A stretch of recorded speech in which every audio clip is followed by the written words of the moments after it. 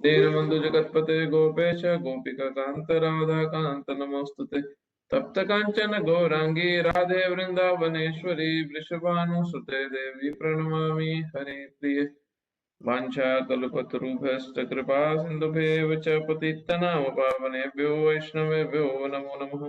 श्रीकृष्ण चैतन्य प्रभु नित्यानंद श्री अद्वैत गदाधर श्रीवासादि गौर भक्त वृंद।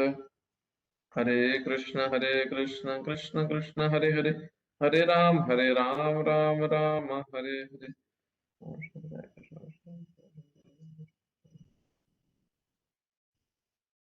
ओम विष्णुपदाय कृष्ण पृष्ठाय भूतले श्रीमते भक्ति वेदांत स्वामी नामने नमस्ते सरस्वती देवे गौरवाणी प्रचारिणे निर्विशेष शून्यवादी पाश्चात्य देशतारिणे।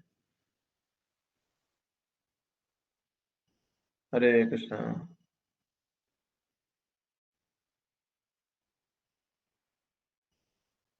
ओके,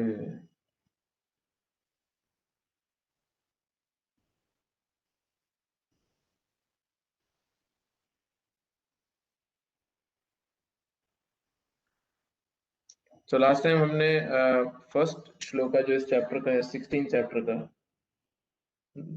असुरिक और दिव्य और असुरिक स्वभाव, हाँ, डिवाइन एंड डिमोनिक नेचर इस चैप्टर का नाम है। तो हमने 15 चैप्टर खत्म करके अब 16 चैप्टर स्टार्ट किया, जिसमें पहले से लेके छठे श्लोक तक कृष्ण दिव्य और आसुरिक दोनों गुणों को एक्सप्लेन कर रहे हैं। ट्रांसेंडेंटल डिमोनियक दोनों क्वालिटीज को भगवान एक्सप्लेन कर रहे हैं। अभी हम पहले श्लोक में हैं जिसमें 26 डिवाइन क्वालिटीज, जो पहले श्लोक नहीं, मतलब पहले से लेके चौथा श्लोक है ये, पहले से पहला दूसरा तीसरा श्लोक, पहले 3 श्लोक जिसमें 26 गुण बताए हैं जो दिव्य गुण है, हाँ? जो डिवाइन क्वालिटीज हैं, जो गॉडली मैन में पाई जाती हैं, हाँ? तो हमने सन्यासियों के लिए जो नियम थे वो पढ़े थे लास्ट टाइम, और हमने गृहस्थ जो हैं उनके लिए जो थे वो पढ़े थे। जो भी जो क्वालिटीज हैं जो एक गृहस्थ व्यक्ति को, एक मैरिड व्यक्ति को अपनी लाइफ में अपनानी चाहिए, हाँ? अभी हमने पढ़ना है, तो वर्स खोल लो प्लीज। Yes bro.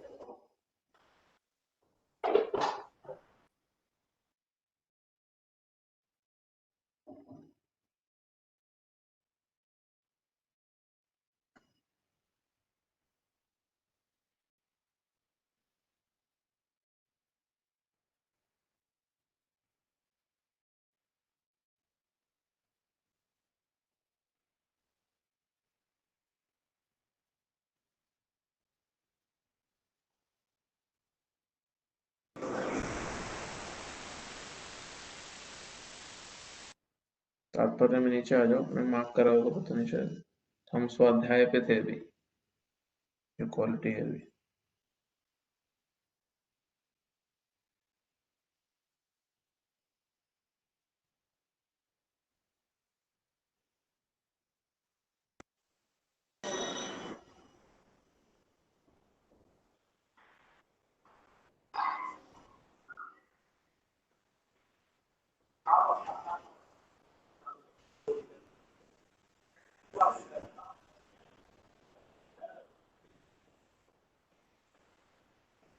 यहीं प्रभु, यहीं था ना? हाँ जी। तो गृहस्थ के लिए क्या क्वालिटीज थी? ये किसका म्यूट कर लो प्लीज। इसका है। ओके, यस प्रभु। हाँ, तो गृहस्थ भक्त हैं उनके लिए क्या क्वालिटीज भगवान बोले हैं? दान, इंद्रिय संयम तथा यज्ञ करना, ये 3 बातें गृहस्थ के लिए। दान करना, दान में हमने पढ़ा कि सही जगह पे दान करना बहुत ही अनिवार्य है। पहले तो दान करने की प्रवृत्ति होनी बहुत जरूरी है गृहस्थ में, क्योंकि जब हम पैसा कमाते हैं और बहुत मेहनत से कमाते हैं तो उससे अटैचमेंट बढ़ जाता है क्यों? क्योंकि बहुत ज्यादा मेहनत करी होती है उस पैसे को कमाने के लिए, तो वो उससे आसक्ति बहुत ज्यादा बढ़ने के चांसेस रहता है। इसलिए उस वो पैसे एक गृहस्थ व्यक्ति के लिए उसकी प्रगति बहुत जल्दी बहुत अच्छे से होती ही तब है जब उसमें दान करने की क्षमता होती है। अब प्रश्न ये उठता है कि कितना दान करें, किसको दान करें, कितना दान करें। तो ये कई बार प्रश्न पूछा जाता है कि वो कितना दान करें, वो भक्त ने तो इतना दिया है, हमारी क्षमता उतनी नहीं है, तो हम कितना दान करें।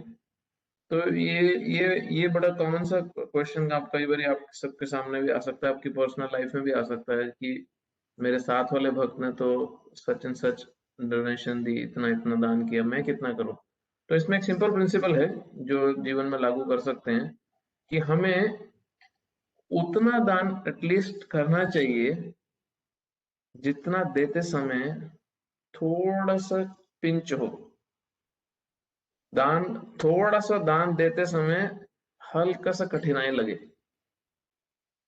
अगर कोई व्यक्ति करोड़पति है, और उसके लिए 500,000 रुपए दान देना इस उसको फर्क भी नहीं पड़ेगा, दो चार मच्छर सर से हट गए, मतलब उसको असर भी नहीं पड़ेगा उसको। तो वो व्यक्ति, उसको अगर अपनी आसक्ति, अपनी अटैचमेंट अगर कम करनी है और भगवान और अपने पैसे को प्यूरिफाई करना है, तो वो व्यक्ति को दान उतना देना चाहिए जितना उसको हल्का सा दर्द महसूस हो। हाँ, तो देते समय उसको हल्का सा जोर पड़े। बहुत ज्यादा जोर पड़े, जो बहुत ज्यादा जोर पड़ेगा तो फिर उसकी पर्सनल लाइफ में डिस्टरबेंस आने लगेगी, उसकी फाइनेंशियल सिचुएशन खराब होने लगेगी, और फिर वो ऑटोमेटिकली उसका लाइफ पीसफुल नहीं रहेगा और फिर भक्ति से डिस्टर्ब हो जाएगा। हमारा गोल दान देना नहीं है, प्लीज समझना इस बात को। बहुत लोग अध्यात्म में या भगवान के रास्ते पे आते हैं, मंदिर वगैरह जाते हैं, तो डोनेशन, दान देना, जो लेने वाले हैं मंदिरों में, संस्थाओं में, उनके लिए भी सबसे इम्पोर्टेंट हो जाता है, और जो देने वाले हैं उनके लिए भी, उनको ये लगता है कि दान देना ही सबसे इम्पोर्टेंट है। नहीं, कृष्ण भगवद गीता में बहुत क्लियर है, और हमें भी उतना ही क्लियर रहना है कि भक्ति सबसे इम्पोर्टेंट है। भगवान की प्रेम में भक्ति सबसे ऊपर है। वो करने के लिए सबकी अलग अलग स्थिति में जैसे जैसे सब हैं, उसके हिसाब से व्यक्ति को एक्ट करना है। अब सोसाइटी में हम देखते हैं कि 4 प्रकार के लोग हैं। सन्यासी, जिन्होंने सब त्याग रखा है, गृहस्थ लोग जो वर्किंग हैं, वानप्रस्थ जो रिटायर्ड हैं, और फिर ब्रह्मचारी जो स्टूडेंट के लाइफ में है। अब इन 4 कैटेगरी में सिर्फ गृहस्थ एक ही है जो कमाता है, और बाकी 3 जो हैं वो डिपेंडेंट है कमाने वाले पे। तो इसलिए जो कमाता है व्यक्ति, उसको डोनेशन देने की भाव होना चाहिए। तो ये एक एस्पेक्ट है। इस पे किसी का क्वेश्चन हो तो बाद में पूछ सकते हैं स्पेसिफिकली। अब किसको देना चाहिए वो हमने बहुत स्पेसिफिकली डिस्कस किया था पिछले में। प्रभुपाद जी तात्पर्य में बहुत क्लियर बता रहे हैं कि दान वहां देना चाहिए जहां की उस दान से, उस पैसे से, उस आइटम से, उस पर्टिकुलर प्रकार के डोनेशन से भगवान की भक्ति का प्रचार और प्रसार और बढ़े। कोई ऐसी जगह दान नहीं देना चाहिए जिससे भगवान के नाम की ख्याति बढ़े ना।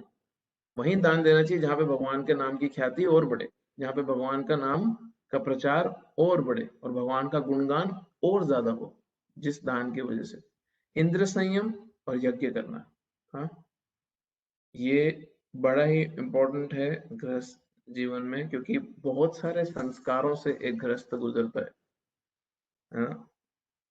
शादी होती है, विवाह भी एक संस्कार है, गृह प्रवेश एक संस्कार है, बच्चा होने से पहले गर्भदान संस्कार, फिर बच्चा कंसीव कर लेते जब वाइफ, तब कितने प्रकार के संस्कार, फिर बच्चा पैदा होता है, फिर उसके बाद में अन्नप्राशन, और कितने अलग अलग संस्कार, बच्चे के पढ़ाई के संस्कार, लेटर लिखने के संस्कार। तो ये ऑन एंड ऑन चलता जाता है। हाँ, कितना समय तक ये सब चलते जाते हैं संस्कार। तो ये सारे संस्कार जो करने हैं, इसमें रिसोर्स चाहिए, इसमें इसमें भगवान के भक्त इन्वॉल्व होंगे, इसके अंदर शास्त्र पढ़ना, यज्ञ कराना, बहुत कुछ इन्वॉल्व होगा, तो ये गृहस्थ के लिए बड़ा इंपॉर्टेंट है। सन्यासी और ब्रह्मचारी इसके लिए इतना ज्यादा इंपॉर्टेंट नहीं है। तो अब हम आते हैं स्वाध्याय पे। स्वाध्याय से अभी ब्रह्मचारी का क्या ड्यूटीज है वो शुरू होगा। स्वाध्याय या वेदाध्ययन, स्व अध्याय, सेल्फ स्टडी, शास्त्रों को पढ़ना, वेदों का अध्ययन करना, ये ब्रह्मचर्य आश्रम या विद्यार्थी जीवन के लिए है। ब्रह्मचारियों का स्त्रियों से किसी प्रकार का संबंध नहीं होना चाहिए, उन्हें ब्रह्मचर्य जीवन बिताना चाहिए और आध्यात्मिक ज्ञान के अनुशीलन हेतु अपना मन वेदों के अध्ययन में लगाना चाहिए। यही स्वाध्याय है। तपस्या तपस्या वानप्रस्थों के लिए है।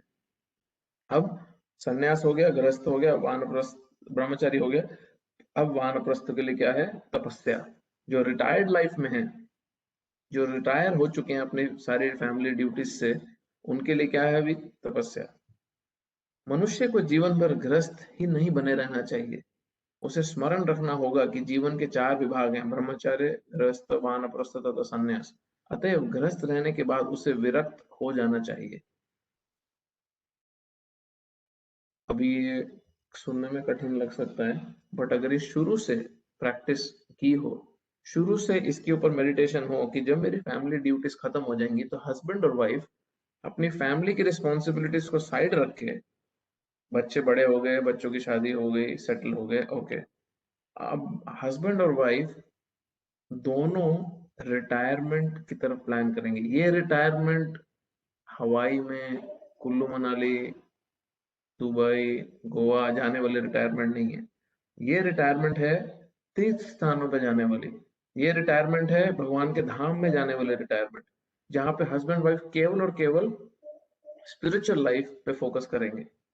हाँ, और ये उनकी तपस्या है, और वहां पे वो एक दूसरे की मदद करते हुए भक्तों के संग में एक प्रॉपर स्पिरिचुअल लाइफ को जिएंगे। जितने भी पीछे उन्होंने बोझे उठा रखे हैं, जितने भी बैगेज उनमें भर रखा है, जितने भी उन्होंने अपने गृहस्थ जीवन में पाप पुण्य अटैचमेंट जितनी जोड़ रखी है, अब सारी की सारी प्रिपरेशन क्या है? उसको कंधे से हटाना। क्यों? क्योंकि अभी जिस जर्नी पे वो जाने वाले हैं, बुढ़ापे के बाद मृत्यु होगी, मृत्यु के बाद अगला जन्म मिलेगा, जो वो जो जर्नी है उस पर जितना बोझा कम होगा, जितना हमारा कंधे पे बोझा कम होगा, उतनी ही हमारी डेस्टिनेशन हायर होगी। और अगर कोई बोझा नहीं है हमारे कंधे पे, किसी प्रकार की अटैचमेंट, किसी प्रकार की आसक्ति नहीं है, और केवल भगवान के प्रति भक्ति है, तो भगवान का आध्यात्मिक जो धाम है उसकी प्राप्ति होगी। तो जितना बोझा कम, उतनी हायर डेस्टिनेशन। तो ये एम हमें अभी से करना चाहिए कि जब हम अपने लेटर स्टेजेस में जा रहे हैं, तो इतना बोझा इकट्ठा ही क्यों करें अभी से? जितना बेयर मिनिमम है, जितना रिक्वायरमेंट है, उतना ही अपना बोझा डालें, ताकि बाद में उतारना आसान रहे। क्योंकि गोल क्या है? इस बोझे को हटा के भगवान की भक्ति आगे बढ़ानी है और भगवान के धाम वापस जाना है। तो ये बहुत नेसेसरी है समझना। यदि कोई 100 वर्ष जीवित रहता है, तो उसे 25 वर्ष तक ब्रह्मचर्य, 25 वर्ष तक गृहस्थ, 25 वर्ष वानप्रस्थ तथा 25 वर्ष तक संन्यास का जीवन बिताना चाहिए। ये वैदिक धार्मिक अनुशासन के नियम है। ये सनातन धर्म के हिसाब से गाइडलाइन है। गृहस्थ जीवन से विरक्त होने पर मनुष्य को शरीर, मन तथा वाणी का संयम बरताना चाहिए। अब प्रॉब्लम क्या है कि ये 25-25-25 में, कि बहुत सारे लोग की शादी 30-35 में होती है, 28 में होती है, किसी की 34 में, 32 में होती है। तो अभी उसको जब तक वो सब अपनी ड्यूटी से फ्री होता है, तो वो 60-62 का हो जाता है। हाँ, तो ठीक है, ये जो 25-25 का ये आइडिया दे रखा है, जहां पे भी हम अपने ड्यूटीज से फ्री हों। अब ड्यूटीज से फ्री कब होंगे? अब कोई व्यक्ति बोले कि अरे मेरे को तो अपने पोतों को भी खिलाना है, उनको भी बड़ा करना है, उनको स्कूल भेजना है, ये सब कुछ मुझे करना है, तो ये तो फिर फ्री होने का चांस नहीं है। हाँ, किसी की कोई क्या कहते हैं, अ, अपनी ड्यूटी से फ्री होना, ये हर मनुष्य की स्वयं की जिम्मेदारी है। अपनी ड्यूटी से भागना नहीं, अपनी ड्यूटी से फ्री होना, ये हर मनुष्य की जिम्मेदारी है। अब कईयों की लाइफ में, कईयों के जीवन में सिचुएशन सबकी अलग अलग होगी। अब कैसे उससे डील करना है, उससे डील करने के लिए हमारे को जो भक्त हैं, गुरुजन हैं, जो सीनियर डिवोटीज हैं, उनसे डिस्कस करना चाहिए कि मेरी ये सिचुएशन है, मैं अपनी ड्यूटी से फ्री अब कैसे हूँ, ये मेरी सिचुएशन है, मैं ऐसे ऐसे फंसा हूँ, यहाँ मेरी कठिनाई है, अब मैं अपनी ड्यूटी से फ्री कैसे हूँ। हमेशा याद रखना, वैदिक कल्चर जो सनातन धर्म है, वो भले ही प्रगति का रास्ता दिखा रहा है। किस तरह प्रगति का? कि बोझा छोड़ते जाओ, अपनी अपनी जो मटेरियल अटैचमेंट से छोड़ते जाओ। बट वैदिक कल्चर, सनातन धर्म कभी भी गैर जिम्मेदारी का रास्ता नहीं दिखाता, अपनी ड्यूटी से भागने का रास्ता कभी नहीं सिखाता। गृहस्थ जीवन में विरक्त होने पर मनुष्य को शरीर, मन तथा वाणी का संयम बरतना चाहिए। यही तपस्या है। अब जो ओल्ड हैं प्लीज ध्यान से सुने, यही तपस्या है। क्या तपस्या है? शरीर, मन और वाणी का संयम बरतना चाहिए। समग्र वर्णाश्रम धर्म समाज ही तपस्या के निमित्त है। तपस्या के बिना किसी को मुक्ति नहीं मिल सकती। इस सिद्धांत की संस्तुति ना तो वैदिक साहित्य में की गई है, ना भगवत गीता में, कि जीवन में तपस्या की आवश्यकता नहीं है। कोई कल्पनात्मक चिंतन करता रहे तो सब कुछ ठीक हो जाएगा, ऐसा सिद्धांत तो उन दिखावटी आध्यात्मिकवादियों द्वारा बनाए जाते हैं जो अधिक से अधिक अनुयायी बनाना चाहते हैं। कुछ तपस्या करने की जरूरत नहीं है, बस तुम भीड़ लाते जाओ। कोई नियम पालन करने की जरूरत नहीं है, बस तुम शिष्यों की भीड़ लाते जाओ।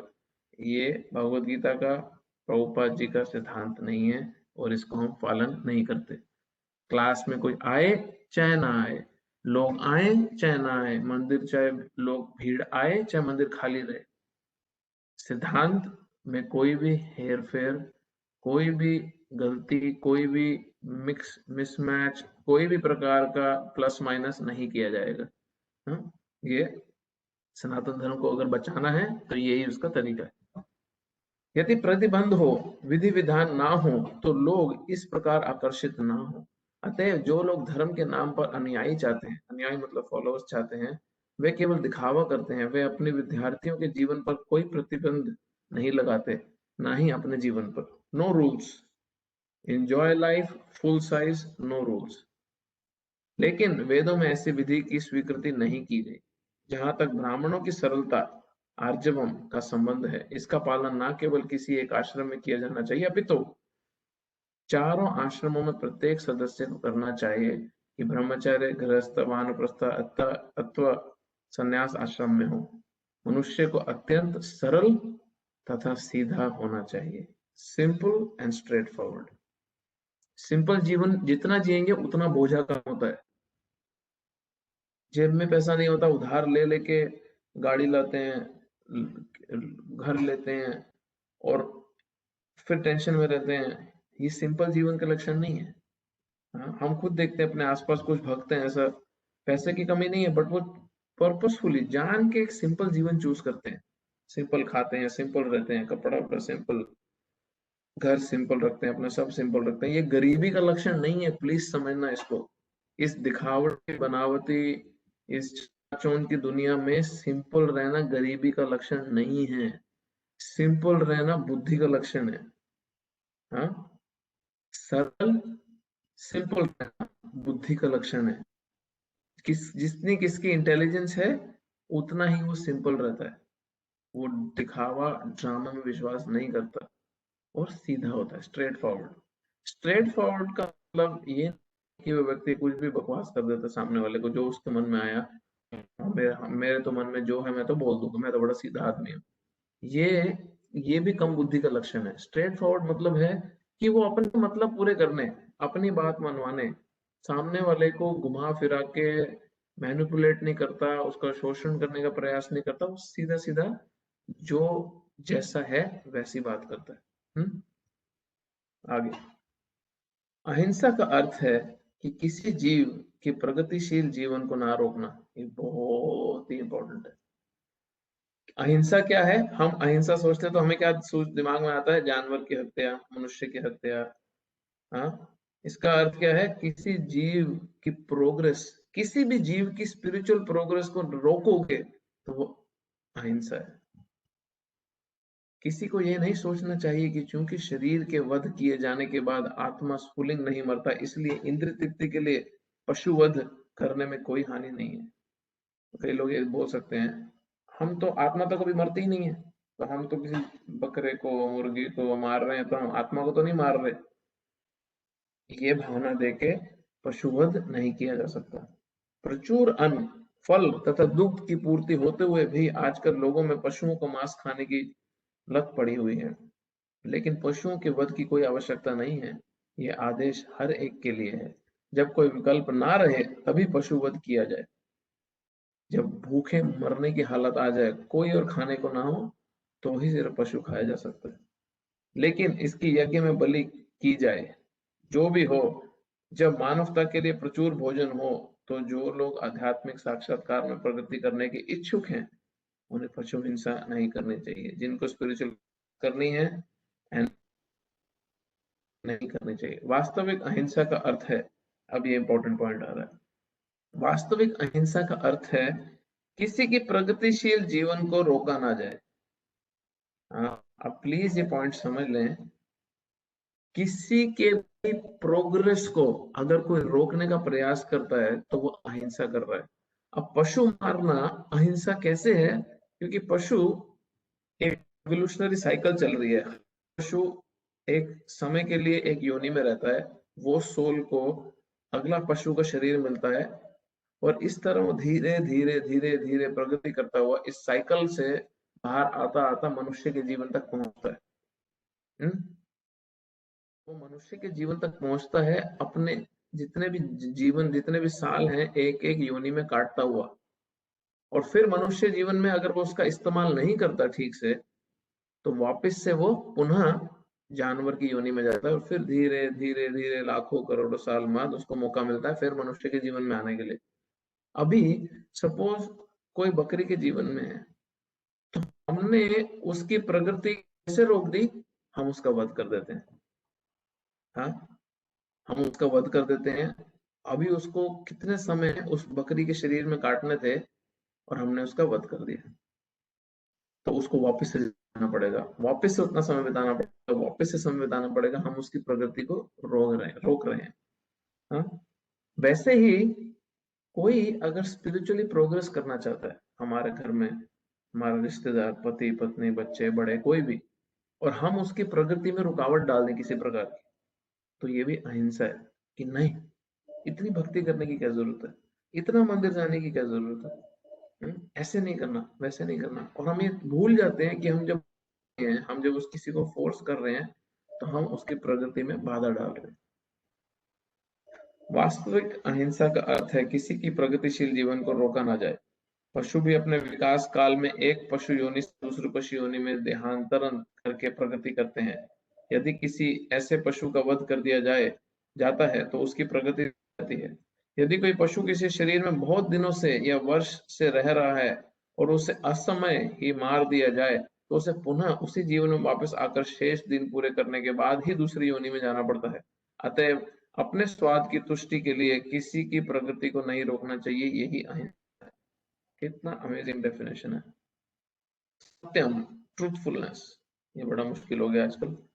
सत्यम का अर्थ है कि मनुष्य को अपने स्वार्थ के लिए सत्य को तोड़ना मरोड़ना नहीं चाहिए। ये तो लाइन रटा मारनी चाहिए हम सबको। हमारे को अपने स्वार्थ के लिए सत्य को तोड़ना मरोड़ना नहीं चाहिए। वैदिक साहित्य में कुछ कुछ अंश अत्यंत कठिन है, लेकिन उनका अर्थ किसी प्रामाणिक गुरु से जानना चाहिए। वेदों को समझने की यही विधि है। श्रुति का अर्थ है किसी अधिकारी से सुनना। मनुष्य को चाहिए कि अपने स्वार्थ के लिए कोई विवेचना ना गढ़े। हमें कुछ समझ नहीं स्पिरिचुअल लाइफ में, शास्त्रों में से हाथ खड़े कर दें, कृपया हाथ जोड़ के खड़े हो जाए, मुझे नहीं आता। जबरदस्ती किसी को अपनी टीकाएं, अपने भाषण ना दें, ये इसका मतलब है। यहाँ पे भगवत गीता की अनेक टीकाएं हैं जिसमें मूल पाठ की गलत व्याख्या की गई है। शब्द का वास्तविक भावार्थ प्रस्तुत किया जाना चाहिए और उसे प्रामाणिक गुरु से ही सीखना चाहिए। ये सब सत्य को तोड़ना मड़ोड़ना नहीं चाहिए, एज इट इज देना चाहिए। अक्रोध, अक्रोध का अर्थ है क्रोध को रोकना। यदि कोई शुभ बनावे तो ही सहिष्णु बना रहना चाहिए। यदि कोई क्या लिखा है, यदि कोई शुभ बनावे तो सहिष्णु टॉलरेट होना चाहिए, क्योंकि एक बार क्रोध करने पर सारा शरीर दूषित हो जाता है। इंटरेस्टिंग। क्रोध रजोगुण तथा काम से उत्पन्न होता है। काम का मतलब क्या है? लस्ट। किसको गुस्सा आता है? जिसकी लस्ट सेटिस्फाई नहीं होती। लस्ट का मतलब सिर्फ शरीर से शरीर का मेल लस्ट नहीं होता। हाँ, काम की जो वासना है वो सिर्फ स्त्री पुरुष के बीच में नहीं होती। काम की वासना क्या है? कोई भी इच्छा बड़ी गहरी, बड़ी डीप हो और वो जब पूरी नहीं होती तो वो क्रोध में पलट जाती है। हाँ? ध्यायते विषया पुंसा संगस्तेषु उपजायते संगत संजायते कामा काम क्रोध अभिजायते।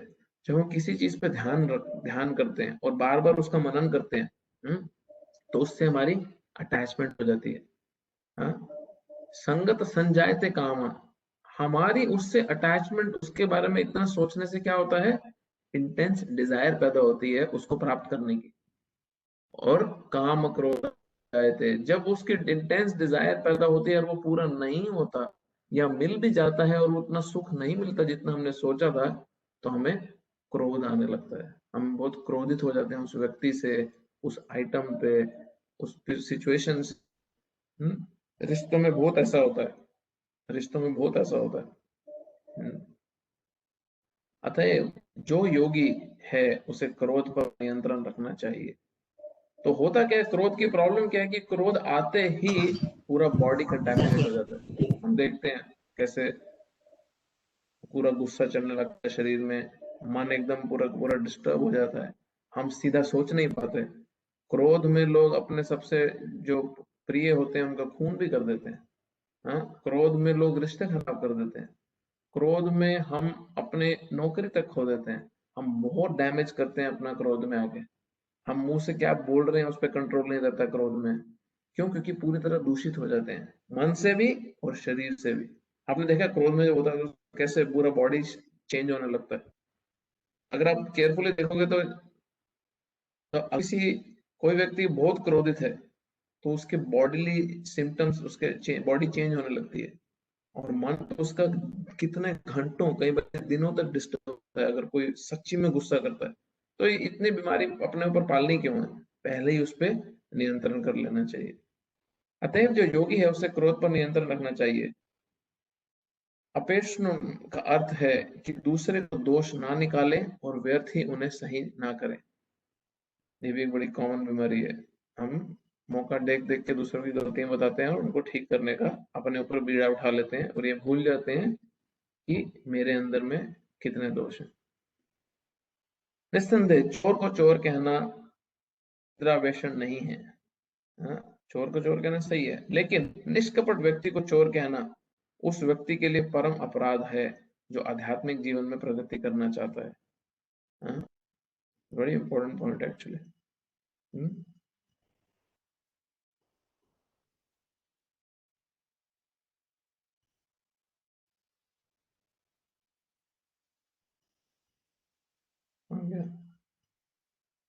री का अर्थ है कि मनुष्य अत्यंत लज्जाशील हो और कोई ग्रहित कार्य ना करे।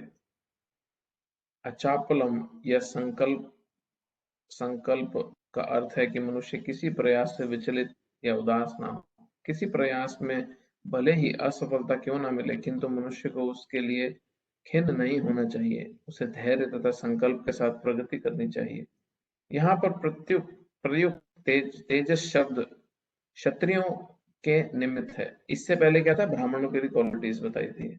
क्षत्रियों के लिए निमित्त है। क्षत्रियों को अत्यंत बलशाली होना चाहिए जिसमें जिससे वह निर्बलों की रक्षा कर सके। उन्हें अहिंसक अहिंसक होने का दिखावा नहीं करना चाहिए।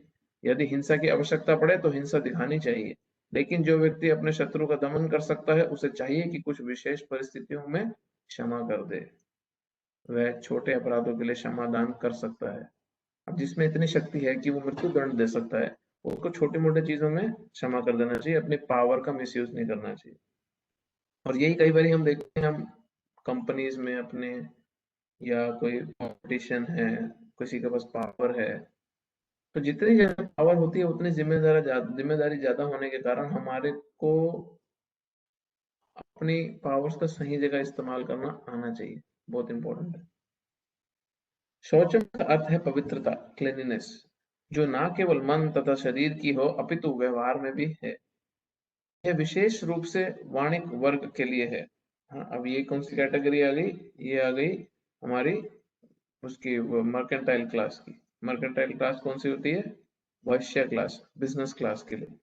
हाँ, बिजनेस क्लास में ये क्वालिटी होनी बहुत जरूरी है, क्लीनलीनेस की। उन्हें चाहिए कि वे काला बाजारी ना करें। नाती मनता अर्थात सम्मान की आशा ना करना शूद्रों अर्थात श्रमिक वर्ग के लिए है, जिन्हें वैदिक आदेशों के अनुसार चारों वर्णों में सबसे निम्न माना जाता है। उन्हें वृथा सम्मान या प्रतिष्ठा से भूलना नहीं चाहिए, बल्कि अपनी मर्यादा में बने रहना चाहिए। शूद्र को कर्तव्य है कि सामाजिक व्यवस्था बनाए रखने के लिए वे उच्च वर्णों का सम्मान करें।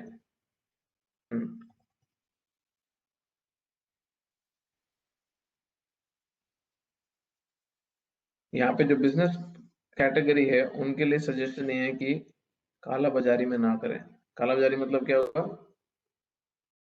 माल रोक लिया, बाद में बढ़ा बढ़ा के जरूरत पड़ने पे लोगों को बेचा। बेसिकली शोषण की प्रवृत्ति नहीं होनी चाहिए, मौका देख के लोगों का शोषण करने की प्रवृत्ति नहीं होनी चाहिए। और जो लेबर क्लास है, जो शूद्र क्लास है, क्योंकि उनके ड्यूटी ही है जितने अपर क्लास है उनकी सेवा करना, तो उनको बहुत ज्यादा अपने प्रशंसा को लेके, अपने मान सम्मान को लेके ज्यादा मेंटल नहीं होना चाहिए उसके बारे में।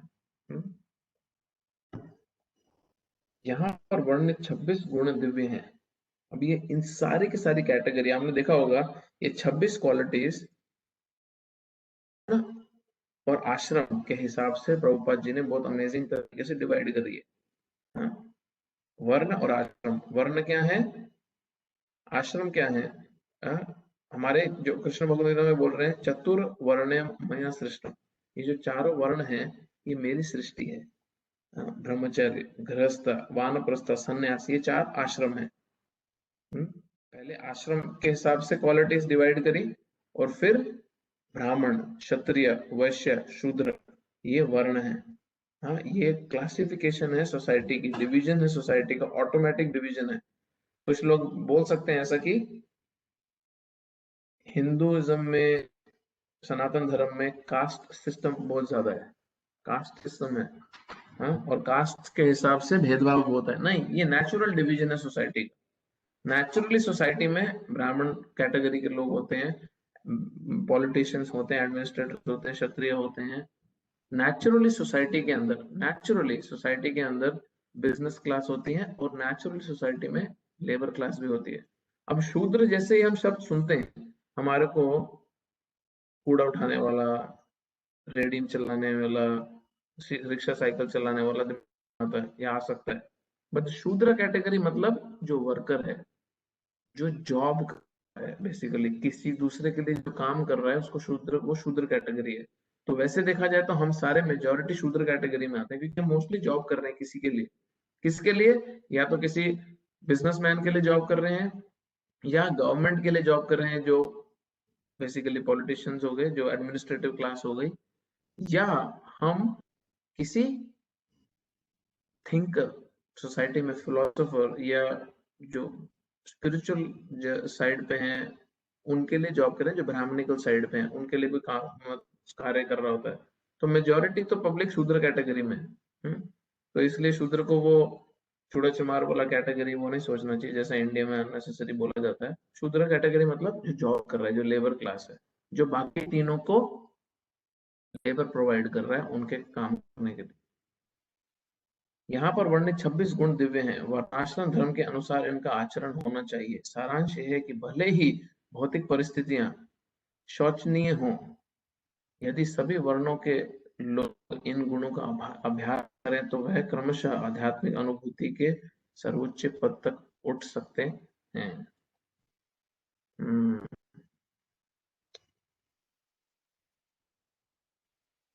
इंटरेस्टिंग। नेक्स्ट श्लोक। तो हम एटलीस्ट पहला सेक्शन आज खत्म करेंगे 6ठे श्लोक तक। आगे के तात्पर्य छोटे छोटे ही हैं।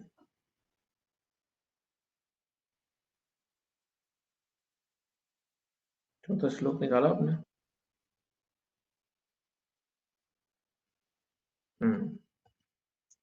दम्भो दर्प अभिमानश्च क्रोधः पौरुषमेव अज्ञानं चाभिजातस्य पार्थ सम्पादमासुरीम्। हे पिता पुत्र, पिता कुंती का नाम था। हे पिता पुत्र, दंभ मतलब अहंकार, दर्प मतलब घमंड, अभिमान, क्रोध, कठोरता तथा अज्ञान, ये सारे आसुरी स्वभाव वालों के गुण हैं। अब इंटरेस्टिंग चीज, ये तो पहले तो बड़ी दिव्य गुण थे, तो वो हम सारे जब दिव्य गुण सुन रहे थे तो हमें ये लगता है कि यार अच्छा ये भी क्वालिटी चाहिए, हमें ये क्वालिटी भी चाहिए। मुझे तो लगता था मैं क्लीन नहीं हूँ, मुझे तो लगता था मैं अहिंसा नहीं करता, बट मैं तो करता हूँ।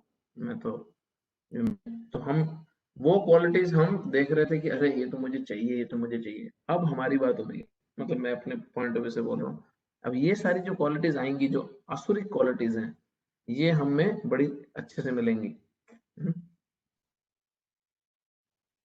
अहंकार, घमंड, अभिमान, क्रोध, कठोरता तथा अज्ञान। इस श्लोक में नरक आज मार्ग का वर्णन है। ये रॉयल रोड है हेल की, ये मार्ग है नरक जाने का। ये गुण अगर हम नहीं फिक्स करेंगे हमारे, तो हमारे नाकों के लिए जो रास्ता है उस पर रेड कारपेट लगाया जाएगा और अच्छे से डंडे पड़ते हुए हम जाएंगे उसमें। आसुरी स्वभाव वाले लोग धर्म तथा आत्मविद्या की प्रगति का आडंबर रचना चाहते हैं। भले ही वह उनके सिद्धांतों का पालन ना करते हों, वे सदैव किसी शिक्षा या प्रचुर संपत्ति का अधिकारी होने का दर्प करते हैं। हाँ, हमेशा अच्छा, हर समय आपने देखा होगा कुछ लोग हर समय दिखावा ही कर रहे होते हैं, हर समय ड्रामा चल रहा होता है, हर समय शोबाजी चल रही होती है, हर समय अपने घमंड और अहंकार के ही भट्टी में तेल घी डालते रहते हैं हर समय। कुछ भी कर लो, हर समय यही चलता रहता है। कितना आर्टिफिशियल नकली जीवन है, हर समय यही चल रहा है उनका। किस तरह मैं इतना बढ़िया हूँ, किस तरह मैंने इतनी अच्छी मूछें रख ली, किस तरह मैंने ये गाड़ी ले ली, किस तरह मैंने इतना काम कर लिया, किस तरह मेरी इतनी पढ़ाई कर ली, ये मेरी नौकरी है, ये मेरी पोजीशन है, देखा मैंने क्या बात बोली, देखा मैंने क्या भाषण दिया, देखा मेरे लेक्चर में कितने लोग आए। हर समय ये चलता रहता है। बीमारी है ये बहुत बड़ी। वह चाहते हैं कि अन्य लोग उनकी पूजा करें और सम्मान दिखलाएं, भले ही वे सम्मान के योग्य ना हो। ये असली प्रॉब्लम है।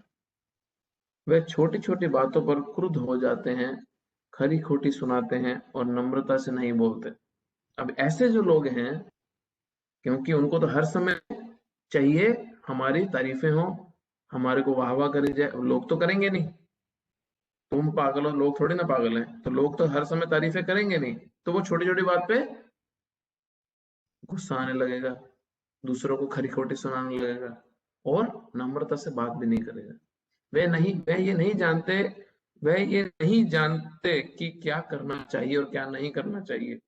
वे अपनी इच्छा अनुसार सनकवश सारे कार्य करते हैं। वे किसी प्रमाण को नहीं मानते। वह ये आसुरी गुण तभी से प्राप्त करते हैं जब वे अपनी माताओं के गर्भ में होते हैं। वाह क्या स्टेटमेंट है। और ज्यो ज्यो वे बढ़ते हैं त्यों त्यों ये अशुभ गुण प्रकट होते हैं। सच्ची में ऐसा लगता है कि भगवत गीता पढ़ के शीशा सामने रख के बोले जा रहे हैं, बोले जा रहे हैं। जिस जिसको अपने में ये बीमारियां दिख रही हैं, कृपया हाथ ना उठाएं, आप इसका सॉल्यूशन ढूंढें। अगला श्लोक। बोल कैसे दिया तुमने मुझे? है कौन भाई तू? जानता नहीं है मैं कौन हूँ, किसका बेटा हूँ? कहाँ से आया हूँ, मेरी पोजीशन नहीं पता। हाँ, मेरे पति मेरी पत्नी ये महान वो महान, बस हर समय नकली जीवन, हर समय ड्रामा।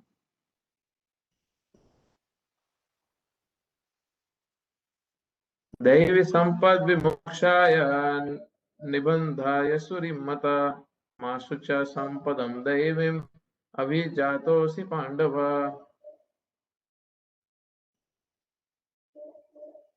ये जो पिछला हम श्लोक पढ़ रहे थे, इसमें एक चीज मेरे और दिमाग में आई।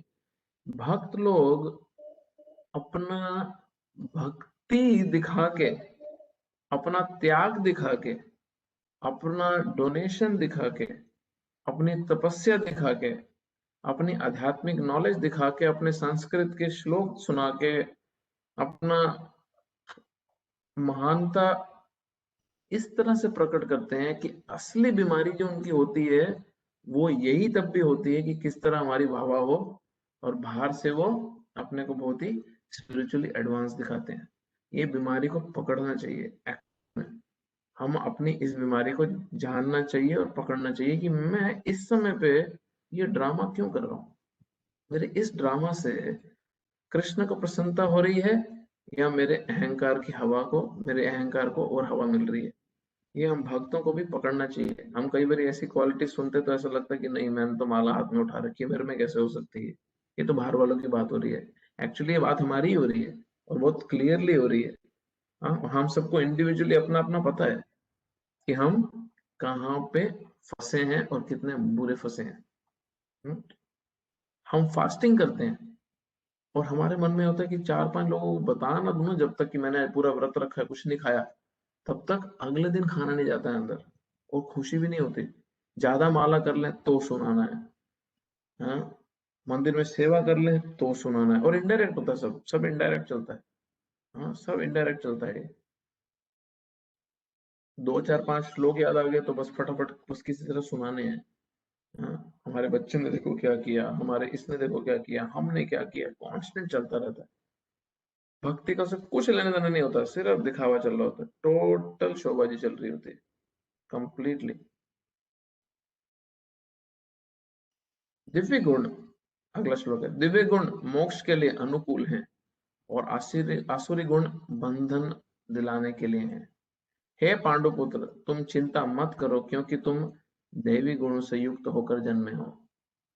अब भगवान अर्जुन को आश्वासन दे रहे हैं कि तुम्हारे लिए नहीं है, तुम दैवी गुण से, तुम ट्रांसेंडेंटल हो, पूरी तरह से दिव्य गुणों के साथ पैदा हुए हो। भगवान कृष्ण अर्जुन को यह कहकर प्रोत्साहित करते हैं कि वह आसुरी गुणों के साथ नहीं जन्मा। युद्ध में उसका सम्मिलित होना आसुरी नहीं है, क्योंकि वह उसके गुण दोष पर विचार कर रहा था कि भीष्म तथा द्रोण जैसे प्रतिष्ठित महापुरुषों का वध किया जाए या नहीं। अतः वह ना तो क्रोध के वशीभूत होकर कार्य कर रहा था, ना झूठी प्रतिष्ठा या निष्ठुरता के अधीन होकर। अतः वह असुरी स्वभाव का नहीं था। क्षत्रियों के लिए शत्रु पर बाण बरसाना दिव्य माना जाता है, और ऐसे कर्तव्य से विमुख होना असुरी है। अतएव अर्जुन के लिए शोक संताप करने का कोई कारण न था। जो कोई भी जीवन में विभिन्न आश्रमों में के विधानों का पालन कर दिव्य पथ पर स्थित होता है। Very simple. अगर कोई अपने आश्रम के हिसाब से चल रहा है तो वो दिव्य पद पर आएगा ही आएगा, ग्रेजुअली। अगला श्लोक, आखिरी श्लोक इस सेक्शन का।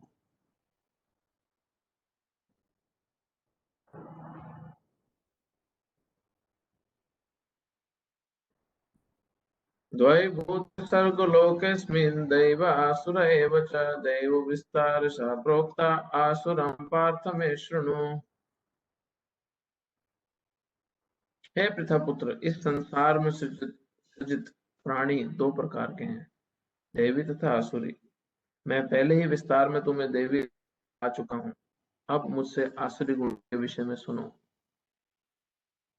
पिछले चैप्टर्स में भी भगवान ने दैवी गुण के बारे में काफी बताया, भक्ति के बारे में काफी बात चल रही थी पीछे, और इस चैप्टर में भी भगवान ने पहले 3 श्लोक बता दिए। अब काफी ज्यादा इस चैप्टर में आगे आने वाला जो चैप्टर है, प्रैक्टिकली 20वें श्लोक तक, 7वें श्लोक से 20वें श्लोक तक भगवान आसुरी जो गुण हैं उसी के ही बारे में डिस्क्राइब करेंगे, बात करेंगे। और ये चैप्टर है, ये हमारे सामने शीशा लेके खड़ा होगा हमारे को हमारी हालत दिखाने के लिए। अर्जुन को यह कहकर दैवी गुण से उत्पन्न होकर जाना, भगवान कृष्ण अब उसे असुरी गुण बताते हैं। इस संसार में बद्ध जीव दो श्रेणियों में बांटे हुए हैं। जो जीव दिव्य गुणों से संपन्न होते हैं वे नियमित जीवन बिताते हैं, अर्थात वे शास्त्रों तथा विद्वानों द्वारा बताए गए आदेशों का निर्वाह करते हैं। ये बड़ा सिंपल लक्षण है। अपने गुणों को ठीक करने के लिए भी सोल्यूशन है, और ये भी जानने के लिए सोल्यूशन बहुत सिंपल तरीका है कि ये सामने वाला व्यक्ति असुरी गुणों में ज्यादा है, इसमें कुछ दिव्य गुण भी है क्या, कि वो शास्त्र के हिसाब से जीवन जीना चाहता है कि नहीं, वो दूसरे भक्तों की डायरेक्शन लेके जीवन जीना चाहता है कि नहीं। ये सिंपल है। ये बहुत क्लियर डिवीजन बता देगा कि ये व्यक्ति आसुरिक स्वभाव का है या इसमें दिव्य गुण है, कि ये व्यक्ति शास्त्र को कोई इंपॉर्टेंस देता है कि नहीं, और भगवान के भक्तों को, विद्वानों को, साधुओं को इंपॉर्टेंस देता है कि नहीं। और जितना वो इसको इंपॉर्टेंस देता है, 2%, 5%, 10%, उतना ही उसमें दिव्य गुण होते हैं। और जितना ये उनको इंपॉर्टेंस देना बढ़ता जाता है, उतना ही उसके दिव्य गुण और बढ़ते जाएंगे, और उसको वो और एक्सप्रेस और दिखा सकेगा, और उसके दूसरी दुनिया के सामने प्रकट होके आएंगे ऑटोमेटिकली। कोई ड्रामा, कोई शोबाजी, कोई दिखावा करने की जरूरत नहीं पड़ेगी उसको। को चाहिए कि प्रमाणिक शास्त्रों के अनुसार ही कर्तव्य निभाए। यह प्रकृति देवी होती है। जो शास्त्र विहित विधानों को नहीं मानता और अपनी सनक के अनुसार कार्य करता है, शब्द बड़ा इंटरेस्टिंग है, अपनी सनक के अनुसार कार्य करता है, वह असुरी कहलाता है। शास्त्र के विधि विधानों के प्रति आज्ञा भाव ही एकमात्र कसौटी है, अन्य नहीं। Simple solution. साहित्य में उल्लेख है कि देवता तथा असुर दोनों ही प्रजापति से उत्पन्न हुए। अंतर इतना ही है कि एक श्रेणी के लोग वैदिक आदेशों को मानते हैं और दूसरे नहीं मानते। हाँ? कुछ लोग जिद्दी हैं, नहीं मानेंगे, नहीं मानेंगे, जो मर्जी शास्त्र में लिखा नहीं मानेंगे। और जो मानते हैं वो देवी कैटेगरी के हैं, देव गुणों के साथ हैं, कैटेगरी में आते हैं। तो ये हमारा सेक्शन खत्म हुआ। 7वें नंबर से 20वें नंबर श्लोक तक सब असुरी गुण होंगे, जो हम नेक्स्ट टाइम काफी सारे स्पीड से कवर करेंगे। हमारा 16 चैप्टर का पहला सेक्शन खत्म हुआ, जिसमें देव गुण और असुर गुण के बारे में डिस्क्राइब किया गया है। किसी का कोई क्वेश्चन है? हरे कृष्णा। हरे कृष्णा। तो जी इसमें एक 2-3 हाँ जी, हरे कृष्णा। आवाज नहीं आ रही आपकी।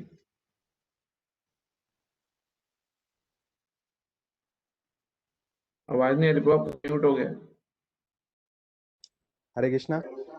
वो बोलिए। तो जिसमें बैक में एक 2-3 श्लोक पहले एक बोला गया है कि ये जो गुण हैं ये माँ के गर्भ से ही विकसित हो जाते हैं। हाँ हाँ हाँ हाँ। तो इसमें थोड़ा कुछ बताएं, इसमें ये कैसे मीन्स एग्जैक्टली कुछ समझ नहीं तो आया। ये इसलिए है क्योंकि अब देखो, ये आया है चौथे श्लोक में। हाँ, चौथे श्लोक में आया। 5वें श्लोक में, चौथे श्लोक के तात्पर्य में प्रभुपाद ये बात बोल रहे हैं कि जो असुरी, ये शुरू से ही बच्चे में विकसित होते हैं, और ये अपनी माँ के गर्भ से वो लेके आता है। अब माँ के गर्भ में उसने नहीं सीखे, प्लीज समझे। ये असुरी गुण जो हैं, ये जन्मों जन्मों से आत्मा के ऊपर आवरण बढ़ता जा रहा है, बढ़ता जा रहा है, बढ़ता जा रहा है। अब व्यक्ति जितना अच्छी संगति करता जाएगा, उतना ही उसके ये असुरिक गुण हटते जाएंगे। जितना ही वो शास्त्र का पालन करता जाएगा, उसके ही ये असुरिक गुण हटते जाएंगे। हाँ, म्यूट करो, किसका अनम्यूट है?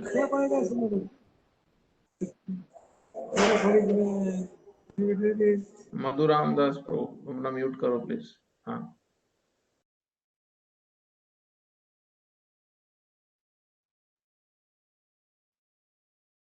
हाँ, हो गया। मेरे पापा भी ये लेक्चर सुन रहे हैं, बोल रहे होंगे यहाँ खुद के सारे असुरी गुण है और यहाँ भाषण दे रहा है।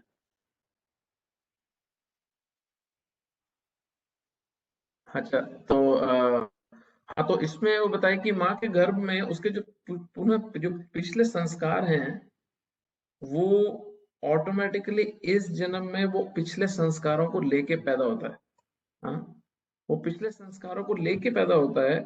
और अभी हम देखते हैं कि एक छोटा बच्चा कई बार बहुत छोटी एज से ही हम देखते हैं कि बड़ा क्रूर होता है, बहुत ही अ, कठोर स्वभाव का होता है। वो किसने सिखाया उसको? वो पिछले जन्मों से संस्कार लेके आया है, अपने स्वभाव को लेके आया है। बट जैसे जैसे उसकी संगति चेंज होती है वैसे वैसे वो अच्छे डायरेक्शन पकड़ने लगता है और उसमें देव गुण आने लगते हैं, उसमें दिव्य गुण आने लगते हैं। तो ये वो पॉइंट ऑफ व्यू से बताया, प्रभुपाद जी तात्पर्य में बोले हैं।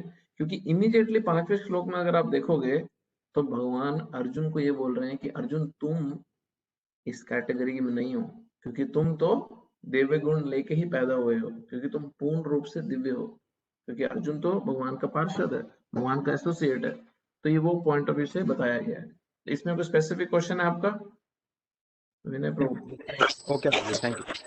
हरे हरे हरे कृष्णा। कृष्णा। हाँ जी माता जी, आवाज कट रही है, समझ नहीं आ रहा। हरे कृष्णा आ रही है? हाँ, बहुत शोर आ रहा है पीछे से, पता नहीं।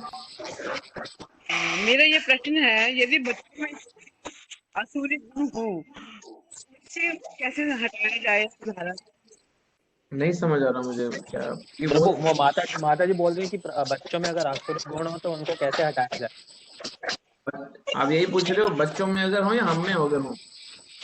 दोनों में समझ लो, बच्चों में भी है, बच्चों में लग रहा है कि बच्चे थोड़ा हाँ आ रहे हाँ हैं जी, तो हाँ जी, उनको हाँ जी, म्यूट कर लो। हाँ ठीक है, समझ गया मैं प्रश्न कि हम में या बच्चों में अगर आसुरी गुण दिख रहे हैं तो उसको फिक्स कैसे करना है बेसिकली। तो प्लीज समझें, जिस तरह संस्कार जो है, संस्कार को इंग्लिश में बोलते हैं इम्प्रेशन। संस्कार हम जैसे हम एक तरीके से शब्दों का इस्तेमाल करते हैं कि तुमने बच्चों को संस्कार अच्छे नहीं दिए, तुमने तेरे संस्कार ही गलत हैं। उसका एक्चुअल मीनिंग क्या है उस शब्द का? उस इंग्लिश में जल्दी ज्यादा क्लियर समझता है वो। संस्कार का शब्द का मतलब है इम्प्रेशन। इम्प्रेशन का पढ़ने का मतलब क्या है? हमारे चेतना के ऊपर जो एक किसी भी चीज की जो किसी भी कार्य का, कुछ बोलने का, कुछ सुनने का, कुछ खाने का, कुछ छूने का, किसी भी इंद्रियों से करे गए कार्य का जो रिजल्ट आता है, आपने कुछ खाया तो वो जो आपके ऊपर एक उसकी छाप छोड़ के जाता है, वो एक संस्कार के रूप में हमारी चेतना में, हमारे मन में बसता जाता है। और वो किस प्रकार होता है? वो जितना ज्यादा आप एक गलत कार्य को करते जाओगे उतना ही वो आपकी छाप गहरी होती जाएगी, होती जाएगी, होती जाएगी, होती जाएगी। और वो लेयर थिक से थिक होती जाएगी। जैसे आप एक फोटो खींचते हो और उस फोटो को आप खींचते रहो, खींचते रहो, खींचते रहो, और वो इतनी थिक लेयर बन जाती है। तो हमारी चेतना पे, हमारे मन पे भी ये संस्कारों की छाप छूटती है, और वो छाप की जो लेयर है वो बढ़ती जाती है, बढ़ती जाती है, बढ़ती जाती है। अब प्लीज समझें कि ये जन्मों जन्मों से, प्रैक्टिकली अनादि काल से हमने इतने जन्म लिए हैं, इतने जन्मों की हमारे पे छाप है, संस्कार है हमारे चेतना पे, हमारे मन पे। अब उसको फिक्स कैसे करना? सिंपल और एक ही है। सिंपल तो नहीं है बट सॉल्यूशन एक ही है। वो क्या है? अगर मैं एक उदाहरण लेता हूँ, जैसे आप ये देखो मेरे सामने कप पड़ा है। ये कप में अगर मैं पूरा पानी से भर दूं इसको, इस कप को, हाँ, पूरी तरह से पानी भर दूं इस कप के अंदर। अब मुझे ये कप के अंदर पानी नहीं, सॉरी, मैं इस कप के अंदर इंक भर दूं, हाँ, स्याही भर दूं, स्याही। अगर मैं इंक भर दूं इस कप के अंदर, अब मुझे इस कप में अगर पूरी तरह से क्लीन पानी चाहिए, हाँ, मैं दूसरी चीज उठा देता हूँ। ये देखो, ये ट्रांसपेरेंट है, इसमें अच्छा समझेगा। अब इसमें सपोज ब्लू कलर की इंक भरी हो। अब मुझे इसके अंदर क्लियर ट्रांसपेरेंट पानी चाहिए। तो मेरी जो दूषित चेतना है वो काली या ब्लू कलर की इंक की तरह है, जो जन्मों जन्मों से इसमें पड़ी हुई है। हाँ, लक्ष्मी माता जी आपका म्यूट करें प्लीज। हाँ, इसमें जन्मों जन्मों से मेरे दूषित चेतना में काली इंक पड़ी है। अब मुझे इसमें से अगर इंक निकालनी है तो मैं एकदम तो नहीं निकाल सकता, क्योंकि सैकड़ों जन्मों का कचरा है ये। बट मैं बहुत जल्दी कुछ कर सकता हूँ, अगर मैं इसमें शुद्ध पानी डालना शुरू कर दूं तो होगा क्या कि हमारी जो चेतना है वो लिमिटेड है, हमारा जो मन है वो लिमिटेड है, भले ही बहुत बड़ा है, उसकी डेप्थ बहुत ज्यादा है, बट फिर भी लिमिटेड है। उसमें जब हमारे जो संस्कार है, गंदे संस्कार, जब हम उसमें साफ पानी डालना शुरू करेंगे तो जो इंक है वो बाहर बहने लगेगी। और हम जब साफ पानी डालते जाएंगे डालते जाएंगे डालते जाएंगे और उसमें रुकेंगे नहीं, तो जो काली इंक है वो बाहर निकलती जाएगी, और कुछ समय ऐसा लगेगा कि कुछ हो ही नहीं रहा, काला ही है अभी भी। अरे मैंने इतना साफ पानी डाल दिया फिर भी काला है। बट थोड़ा सा कष्ट करते रहना चाहिए, मेहनत करने से कुछ समय बाद ऐसा रिजल्ट आता है कि इंक बहुत लाइट होने लगती है और पानी ज्यादा ज्यादा धीरे धीरे प्योर होने लगता है। इसको टेक्निकली बोला जाता है अदौ श्रद्धा तथा साधु संग, भजन क्रिया, अनर्थ निवृत्ति, निष्ठा। ये स्टेज है। हम थोड़ी सी श्रद्धा होती है हमारे में, और हम क्या करते हैं, थोड़ी सी श्रद्धा के कारण साधुओं के संग में आते हैं। साधुओं के संग में आके क्या होता है, साधु हमारे को क्या बोलते हैं, शास्त्र पढ़ने को बोलते हैं, और शास्त्र के आधार पे क्या बोलते हैं, भजन क्रिया, भगवान का भजन करना सिखाते हैं और भजन करने के लिए प्रोत्साहित करते हैं, एनकरेज करते हैं। अब जब साधु हमारे को भजन करने के लिए प्रोत्साहित करते हैं तो वो जो भजन है और साधुओं का जो संग है शास्त्र के आधार पे, वो साफ पानी है जो हमारी दूषित इंक जैसी बोतल में जाने लगता है। और फिर क्या होता है, चौथी स्टेज जो है उसको बोलते हैं अनर्थ निवृत्ति। अनर्थ, अर्थ मीन्स जो बड़ी मूल्यवान चीज हो, अनर्थ मीन्स, अनर्थ का मतलब है जो बिल्कुल किसी प्रकार से मूल्य ना रखती हो, जो हमारा नुकसान कर रही है। तो अनर्थ की निवृत्ति होती है, उन यूजलेस चीजों की जो हमारा नुकसान कर रही हैं, जो दूषित आसुरिक प्रवृत्तियां हमारे अंदर हैं, उसकी निवृत्ति होने लगती है, वो साफ होने लगता है। ये इंक घटती जाती है, घटती जाती है। और जितनी ये इंक घटेगी उतनी हमारी श्रद्धा भगवान में बढ़ती है, हमारी भक्ति बढ़ती है, हमारे सद्गुण बढ़ते हैं, हमारी अच्छी क्वालिटीज बढ़ने लगती हैं, और हमारी अच्छी क्वालिटीज बाहर भी आने लगती हैं, लोगों को दिखती भी हैं।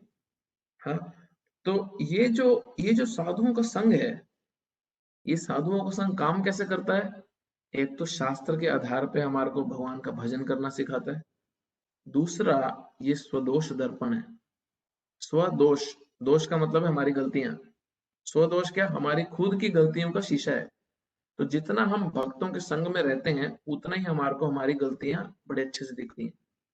वो हर समय शीशा लेके घूम रहे होते हैं एक तरह से, जिसमें हमारे को हमारी गलतियां दिखती हैं, और वो बोलते नहीं है, वो गलतियां नहीं ढूंढते हमारे में, वो उंगली नहीं मारते हर समय पे, वो बुराइयां नहीं कर रहे हमारी, बट उनके संग से ही हमारे को हमारे दोष बहुत क्लियरली दिखते हैं, हमारे को हमारी ही फॉल्ट्स दिखने लगती हैं। तो तब जाके हम किस स्टेज पे आते हैं, पांचवी स्टेज पे आते हैं। पांचवी स्टेज क्या है, निष्ठा। निष्ठा मतलब दृढ़ श्रद्धा, दृढ़ विश्वास भगवान में। और वो तभी आ सकता है जब हमारे काफी हद तक जो संस्कार हैं, जो दूषित संस्कार हैं, वो कम हो गए हों, और अब पानी जो है, साफ पानी थोड़ा थोड़ा उसमें दिखने लगा है। अभी भी काला है बट साफ पानी दिखने लगा है। और फिर भगवान के प्रति हमारा अटैचमेंट बढ़ता है, हमारी और रुचि बढ़ती है, फिर आसक्ति होती है, और फिर हम आध्यात्मिक स्तर पे काफी ऊंची स्टेजेस में आते हैं, जिस जो भाव का स्टेज है भगवान के प्रति, स्पिरिचुअल इमोशंस, भाव प्रकट होते हैं, और फिर प्रेम भी भगवान के प्रति प्रकट होता है। तो ये पूरी की पूरी ग्रेडेशन है।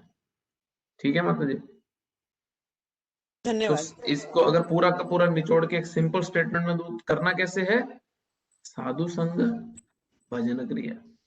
साधुओं के संग में भजन क्रिया सीखनी है, और वो शास्त्र के आधार पे हमारे को बताएंगे भगवान का भजन कैसे करना है, ताकि अनर्थ जो है उसकी निवृत्ति हो। ठीक है, धन्यवाद। हरे कृष्णा। क्वेश्चन आया है, प्रभु please mention about Vanaprastha ashram, also what's the definition of dham, which dham are advisable for sannyas ashram. Preaching purpose would realize that there is some other teaching that they reveal that the order of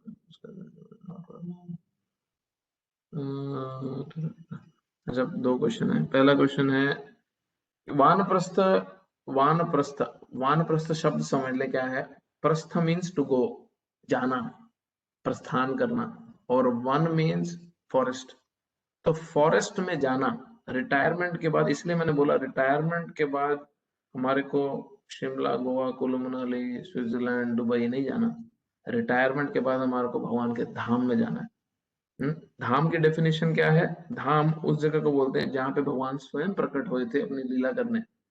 हाँ, चाहे वो अयोध्या में आए, चाहे वो वृंदावन में आए, चाहे मथुरा में आए, चाहे जगन्नाथपुरी में आए, चाहे द्वारका में आए, चाहे रामेश्वरम जगह है, ये धाम है जहाँ भगवान ने खुद अपनी लीलाएं करी है। तो वानप्रस्थ जो है वो, उनको, ये सन्यासी जो है, स्पेशली वानप्रस्थ जो है, उनको जो प्रश्न के हिसाब से मायापुर, वृंदावन, इन धाम में ज्यादा समय बिताना चाहिए। बट उससे भी एक स्टेप ऊपर इम्पोर्टेंट है, हम जो हैं, हम जिस संप्रदाय से बिलोंग करते हैं वो संप्रदाय है गौड़ीय वैष्णव संप्रदाय, जहां पे अपनी चिंता के साथ साथ दूसरे की भी चिंता करनी जरूरी है। सिर्फ अपनी आध्यात्मिक प्रगति की चिंता नहीं करनी, हमारे को दूसरों की आध्यात्मिक प्रगति की भी चिंता करनी है। तो हम अपने घर को ही धाम में कन्वर्ट करें, अपने आसपास जो मंदिर है उससे ज्यादा जुड़ें, अगर हम किसी धाम में जाके नहीं रह सकते, और दूसरे लोगों को आध्यात्मिक प्रगति करने में मदद करें। सन्यास के लिए कोई धाम नहीं है, सन्यासी का कर्तव्य है वो ट्रैवल करे और लोगों का उद्धार करे। क्यों? क्योंकि अगर कोई पूर्ण रूप से करेक्ट असली तरीके से सन्यास के आश्रम में स्थित है तो वो स्वयं ही धाम की तरह है। उसके संग में जो आता है उसका प्यूरिफिकेशन ऑटोमेटिकली होता है, उसको धाम में जाकर रहने की जरूरत नहीं, वो भगवान का अपने हृदय में कैरी कर रहा है। और धाम वो जगह है जहाँ पे भगवान रहते हैं। तो अगर एक सन्यासी है, भगवान का बहुत शुद्ध भक्त है, तो भगवान उसके हृदय में खुद ही रहते हैं, तो उसका हृदय वो खुद ही धाम की तरह है। Was trying to engage a friend for preaching purpose, but realized they are from Sri Sampradaya from 3 generations, but they revealed that they were not doing the prescribed chanting, which was not our Mahamatra, but something else different. तो प्रश्न ये कि वो अब किसी से बात कर रहे थे जो दूसरे किसी संप्रदाय से है, बट वो अपने संप्रदाय की जो माला है वो नहीं कर रहे थे, और जो ऑफकोर्स डिफरेंट संप्रदाय के डिफरेंट भगवान के नाम होते हैं। तो इसमें मुझे प्रश्न क्या है वो समझ नहीं आया, अगर आप प्रश्न लिख दोगे तो मैं। हरे कृष्ण प्रभु, मेरा प्रश्न था, तो मैं बस ये चाह रही थी कि उसको इस्कॉन में मतलब कि रेगुलर आए, तो टेंपल ऑलरेडी रेगुलर आ रही है मुझे पता चला, but they are not following the chanting process जो प्रिस्क्राइब्ड है, तो हमें कैसे उनको मतलब कि देखो प्लीज समझो, एक चीज बहुत इंपॉर्टेंट है, और ये सबको बहुत समझना जरूरी है कि हमारा पर्पस लोगों को किसी ना किसी तरह कन्वर्ट करके हम जो कर रहे हैं वो नहीं करवाना है। हमारा पर्पस है लोगों को भगवान से जोड़ना। हाँ, और ये हमारा बहुत क्लियर पर्पस है, इसमें नो कॉम्प्रोमाइज। तो हमारा जो गोल है वो ये है कि जितने भी लोग हैं, जितने भी लोग हमसे कांटेक्ट में आए या आते हैं, किस तरह उनको भगवान का प्योर मैसेज दिया जाए ताकि उनका भगवान के प्रति आकर्षण बढ़े और उनके भगवान के प्रति भक्ति बढ़े और वो शुद्ध भक्ति के स्तर पे जल्दी से जल्दी आए। ये हमारा गोल है। अब कोई दूसरे संप्रदाय से अगर जुड़ा है तो हमारे को उसको बहुत ही ज्यादा इनकरेज करना चाहिए कि वो भगवान के नाम ले, अपने संप्रदाय के जो भी उसके भगवान के नाम वो जानती हैं वो ले। अगर वो बोलती हैं कि मुझे वो जो भी संप्रदाय के जो नाम है वो नहीं समझ आ रहे, नहीं ले रही हूँ मैं, मुझे पता भी नहीं है और मुझे कोई इंस्पिरेशन में नहीं है, मुझे नॉलेज भी नहीं है, तब हम उनको जो हमारे संप्रदाय जिसमें जिसमें प्रभुपाद जी का जो टीचिंग्स हैं वो उनको हम सिखा सकते हैं। तो अगर ये मेंटालिटी से हम किसी की मदद करने का प्रयास करेंगे तो हमारे भीतर जो परमात्मा है, उनके भीतर जो परमात्मा है वो कनेक्ट करेंगे। क्योंकि प्लीज समझना, प्रचार करना बहुत ही सुपीरियर स्पिरिचुअल एक्टिविटी है। प्रचार करना सिर्फ बोलना नहीं है, वो दूसरे व्यक्ति के हृदय के ट्रांसफॉर्मेशन तक जाता है, और ये परमात्मा की मदद से ही हो सकता है। और परमात्मा की मदद तभी होगी जब हमारा पर्पस बहुत क्लियर और बहुत प्योर होगा। ठीक है माता जी? जी प्रभु। तो प्रभु उनको डायरेक्टली ऐसा बोल सकते हैं कि आपको अपना जो चैंटिंग जो करना चाहिए वो ऐसे डायरेक्टली बोल सकते हैं? हाँ, अगर उनको प्रिंसिपल समझो ना, प्रिंसिपल बहुत सिंपल है। प्रिंसिपल ये है कि उनको हमसे क्या मदद चाहिए। अगर उनको हमसे मदद चाहिए, अगर उनको हमसे मदद जो हमसे मदद चाहिए, वो मदद हम करने को तैयार है उनकी।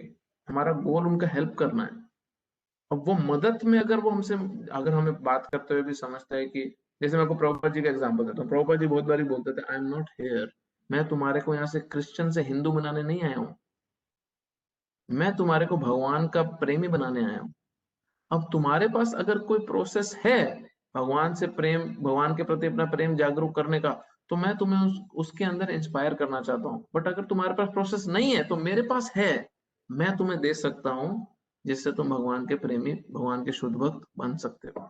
चाहिए तो बोलो। तो ये प्रभुपाद का अप्रोच था बेसिकली ऐसा। तो हम जितना ज्यादा, प्लीज ये बात को समझना, जितना ज्यादा हम डिटैच्ड प्रीचिंग करते हैं, डिटैच का प्रीचिंग का मतलब क्या है, जितना ज्यादा हम रिजल्ट ओरिएंटेड नहीं होते, उतना जल्दी हम हमारे परमात्मा और उनके परमात्मा को कनेक्ट कर सकते हैं। और फिर आप देखना, आपके हर वर्ड्स की वैल्यू रहेगी उनके लिए। क्यों? क्योंकि आपका पर्पस बहुत बहुत बहुत क्लियर है। आपका पर्पस केवल और केवल उसकी आध्यात्मिक प्रगति है। आपका पर्पस आपके द्वारा प्रचार करा गया एक व्यक्ति की लिस्ट में नाम ऐड हो जाए, वो नहीं है। मतलब आपको नहीं बोल रहा, मैं जनरल बोल रहा हूँ।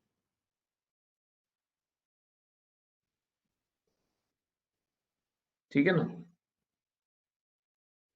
जी प्रभु। एक क्वेश्चन है, प्रभु जी क्या ड्यूटीज को निभाते हुए हम भगवान की भक्ति नहीं कर सकते हैं? क्या ड्यूटीज को निभाते हुए हम भगवान की भक्ति नहीं कर सकते, या फिर 60 की एज के बाद घर रिश्ते त्यागना कंपलसरी है? क्योंकि एज में पेरेंट्स को स्पेशल केयर की जरूरत होती है। क्वेश्चन तो अच्छा है, वैसे पूछने जिन्होंने क्वेश्चन पूछा वही नहीं है अभी क्लास में।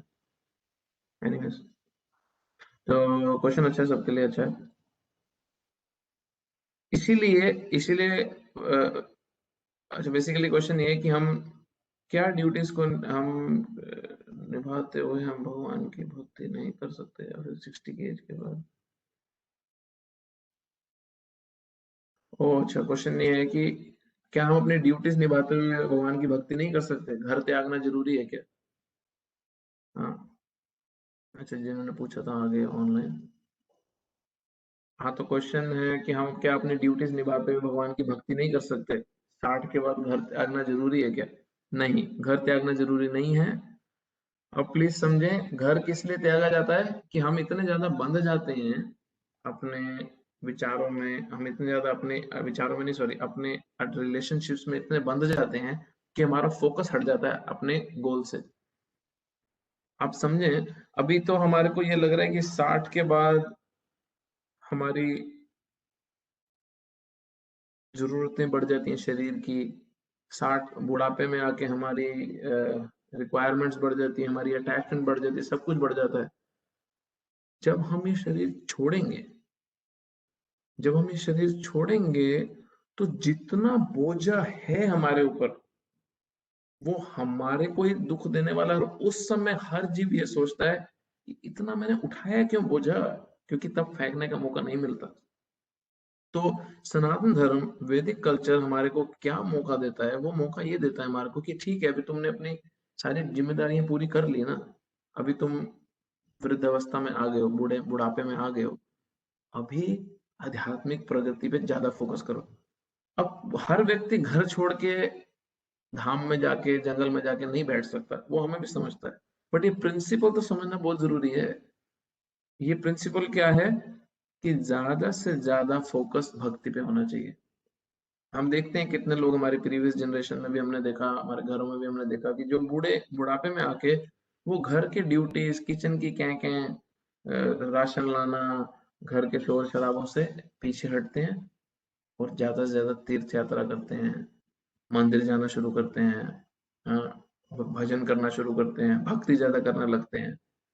तो ये प्रैक्टिस बड़ी जरूरी है। ये ग्रेजुअली ग्रेजुअली धीरे धीरे अपने को जितना हमने व्यस्त किया होता संसार में, उससे वापस लेना बहुत इंपॉर्टेंट है। ये प्रिंसिपल है उसका। और अगर किसी के पास फैसिलिटी है कि वो धाम में जाके रह सकता है, और हस्बैंड वाइफ अगर हैं, अगर तो देखो हस्बैंड वाइफ साथ में है तो आसान रहता है, अगर वाइफ अकेली है तो उनको फिर बच्चे के पास ही रहना होता है। अगर हस्बैंड वाइफ हैं और एक दूसरे का मदद कर सकते हैं तो धाम में जाके रहें। और किसी के पास अगर पैसा है तो अपने साथ एक सर्वेंट भी रखें, बट फोकस तो स्पिरिचुअल रखें।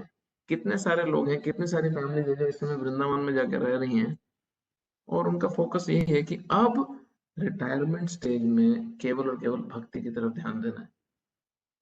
तो घर में उनके जब कोई फंक्शन होता है, कोई मेजर कोई फेस्टिवल होता है, तो वो जाते हैं अपने घर और फिर वापस से वृंदावन में आके रह जाते हैं। बट ये सबके लिए कैसे पॉसिबल है? ये practically individual case by case समझा जा सकता है, और ये हमारे आसपास जो सीनियर भक्त हैं उनसे डिस्कस करके समझा जा सकता है। बट प्रिंसिपल ये है कि जितना बैग हमने ढोया है अपने पिछले 50-60 सालों में, उसको हल्का करना शुरू कर देना चाहिए, क्योंकि जब मृत्यु आएगी हल्का करने का मौका नहीं मिलेगा। जितना भारी बैग है उतनी ही अगली डेस्टिनेशन मिलेगी, जितना भारी बैग उतनी ही अधोगति, जितना हल्का बैग उतनी ही ऊपर की गति होगी। हाँ? और कोई क्वेश्चन है किसी का? हरे हरे कृष्णा कृष्णा प्रभु, प्रभु एक जी। क्वेश्चन है मेरा। हाँ जी बाबू जी। प्रभु जी मेरा एक क्वेश्चन था दान से रिलेटेड। प्रभु डांस? कई बार हम प्रभु हाँ जैसे जी, आपने बताया कि हमें ऐसी जगह दान देना चाहिए जहाँ पर दान हम दान सॉरी मैं डांस दान सुना। हाँ हाँ, कि जहाँ पर हमारी डिवोशनल सर्विस बढ़े, मतलब। हाँ तो प्रभु जी कई बार ऐसा भी होता है कि हमें कोई बीमार है वहाँ पे दान देना होता है, या जो डिवोशन से रिलेटेड नहीं होती है, हम्म। तो क्या वो दान सही है या? तो मैंने ये बोला था कि हमें वहां दान देना चाहिए जहाँ पे भगवान के नाम की जो महिमा है वो और फैले। हाँ, तो अगर हम कई बार दान दे सकते हैं ऐसा कि जहाँ पे कोई बीमार लोग हैं, कोई अनाथालय में, या ऐसे कहीं ऐसी कई जगह दान दे दिया जाता है। प्लीज समझें, दान जो है वो एक कार्य है, एक एक्टिविटी है, और कोई भी आप कार्य करते हो तो वो एक रिएक्शन प्रोड्यूस करता है। अब इसको भावुकता से नहीं ले सकते कि अरे हमने तो गरीब को खिलाया खाना, तो ये तो हमारे को, ये तो अच्छी एक्टिविटी है, तो ये हमारे को आध्यात्मिक रिजल्ट देना चाहिए। नहीं, ये नियम हम नहीं बनाते, ये प्रकृति और भगवान द्वारा ऑलरेडी फिक्स्ड नियम है कि अगर आप किसी को भूखे को खाना खिला रहे हो, या अगर आप किसी बीमार व्यक्ति का इलाज कर रहे हो, तो आपको उसका अच्छा रिजल्ट मिलेगा, आपको उसका पुण्य मिलेगा, बट वो स्पिरिचुअल रिजल्ट नहीं होगा। वो पुण्य ही होगा जो आपको ऊंचे लोकों में या हेवनली प्लैनेट्स में या स्वर्ग की प्रति की ओर आपकी आपकी आपकी जो जो अकोमोडेशन है उसको लंबा करेगा। हाँ? अब जो भगवान के भक्त हैं, वो उनका जो विचार है, ये प्लीज समझना, उनका जो विचार है, उनका विचार है कि हमारे को इस जगत में किसी भी एक्टिविटी में किसी भी कारण फंसना नहीं है। हाँ, इस जगत में किसी भी प्रकार से किसी भी रूप से इस भौतिक जगत में नहीं फंसना, हमारे को आध्यात्मिक जगत में भगवान के पास जाना है। तो वो क्या करते हैं, वो जो भक्त हैं वो क्या करते हैं, उनका विचार क्या रहता है कि अगर मुझे किसी भूखे को खाना खिलाना है तो मैं ये कोशिश करूंगा कि मैं उसको इस तरह खाना खिलाऊं कि मैं उसको भी भगवान की सेवा में आगे लगाऊं, प्रसाद खिला के।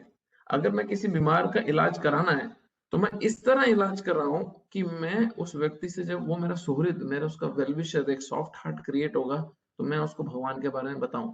सिर्फ बीमार व्यक्ति के शरीर का इलाज करना, प्लीज समझना ये बात को, हम जब किसी के शरीर को लेके उसको बेनिफिट पहुंचाते हैं, तो प्रकृति के नियम ऐसे हैं कि हमारे को भी शरीर के रूप में ही बेनिफिट मिलता है। हम जब किसी को मन के रूप में बेनिफिट पहुंचाते हैं तो हमारे को भी मन के रूप में बेनिफिट वापस मिलता है, बट हम किसी को जब आध्यात्मिक स्तर पे बेनिफिट पहुंचाते हैं तब जाके हमारे को आध्यात्मिक बेनिफिट मिलता है।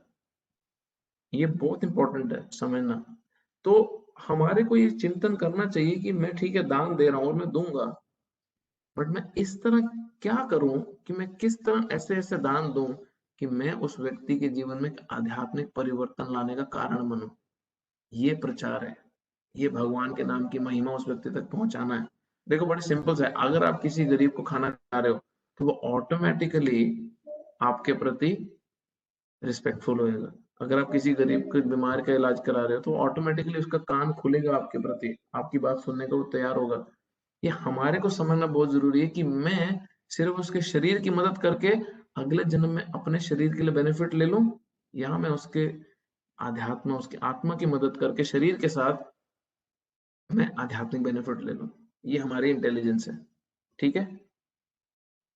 जी, कई बार ये होता है कि हम किसी को दान दे रहे हैं तो हम डायरेक्टली उससे कांटेक्ट नहीं हो पाता है। जैसे प्रभु कई बार फंड रेजिंग वगैरह भी होती है, तो उस जगह क्या हमें दान देना चाहिए, और अगर वहां पे हमारा डायरेक्ट उनसे कांटेक्ट नहीं होता तो हम कैसे उनको इस तरफ लेके आए, कैसे हम अपने दान को अध्यात्म की तरफ जोड़ें? एक प्रिंसिपल, एक नियम प्लीज बांध लें जीवन में, दान वहीं दें जहां पे आपको क्लैरिटी है कि आपका पैसा कैसा इस्तेमाल होने वाला है। हम कलयुग में हैं, चीजें बहुत मिक्स्ड अप हैं। ऐसे आंख बंद करके विश्वास पे, अंधविश्वास पे दान सबसे पहली बात तो देना ही नहीं चाहिए। आपको पता होना चाहिए कि ऑडियंस किसके पास जा रहा है। बहुत लोग यहाँ पे आपने देखा होगा सेल्वेशन आर्मी को दान देते हैं। कितने लोग, हम कई कई ऐसे भक्त थे जो क्या बोलते हैं, नौकरी कर रहे थे कहाँ पे, सेल्वेशन आर्मी या जो चैरिटी वगैरह के लिए डोनेशन इकट्ठी करते हैं स्ट्रीट के ऊपर। अब जिन जिन का दान देने का कितना स्वभाव है वो अच्छे से दान देते हैं आके उन लोगों को ना, हाँ अच्छे से उन लोगों को आके दान देते हैं। बट डील पता है क्या थी? जो व्यक्ति रोड पे खड़ा होके डब्बा लेके पैसे इकट्ठे कर रहा है, 50% जाता है उस व्यक्ति को जो पैसे इकट्ठे कर रहा है। ये मुझे एक मैनेजर ने बहुत पूरा स्टैटिस्टिक्स दिया था एक बार क्लियर। फिर 10 to 15% इनका मार्केटिंग का बजट है। फिर जितना स्टाफ वहां पे काम कर रहा है उनकी salary, they are very well paid. 70 to 80K के पैकेजेस हैं जो उनके मेन मैनेजर जो अंदर जो ऑफिस में काम कर रहे हैं। टोटल में जब आपको किसी को $100 ऐसी जगह पे दे रहे हो तो आपको एंड में आके $10 सिर्फ आपका पहुंचता है फाइनली, जिस काम के लिए आप दान दे रहे हो।